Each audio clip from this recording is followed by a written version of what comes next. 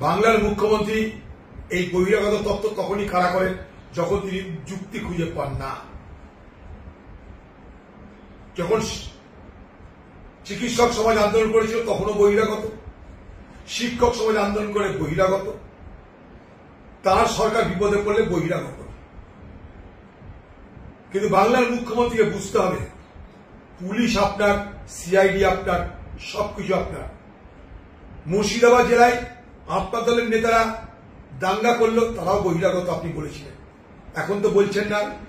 আপনি যে শামসেরগঞ্জে গেলেন তারপরে তো তখন তো বললেন না যে স্থানীয়রা কেউ কিছু করেনি, সব বহিরাগতরা করেছে, বলেননি আপনি। কারণ আপনি জানেন যে মুর্শিদাবাদের দাঙ্গায় যারা জড়িত সব আপনার পার্টির নেতা। আজকেও আপনি জানেন যে আপনি যাদেরকে বহিরাগত বলে তকমা দিতে চেষ্টা করছেন তারা সব নিরীহ, তারা সব শিক্ষক সমাজের নিরীহ সাধারণ মানুষ। তারা অহিংস পথে আন্দোলন করে তাদের দাবির কথা জানাচ্ছে। তারা বারবার বলছে আপনার কাছে, নানাভাবে বলছে যে বাংলার মুখ্যমন্ত্রী আমাদেরকে বাঁচান, আমাদেরকে দেখুন। কিন্তু নিশ্চয় বাংলার মুখ্যমন্ত্রী আবার প্রয়োজন মনে করলেন না তাদের সঙ্গে দেখা করার।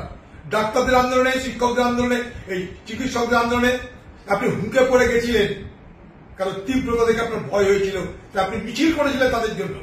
যেই দেখলেন বাজারটা ঠান্ডা গেল অমনি আপনি পাল্টি খেয়ে গেলেন। এখন আর চিকিৎসকদের পোষেন না আপনি। এটা হচ্ছে বাংলার মুখ্যমন্ত্রী।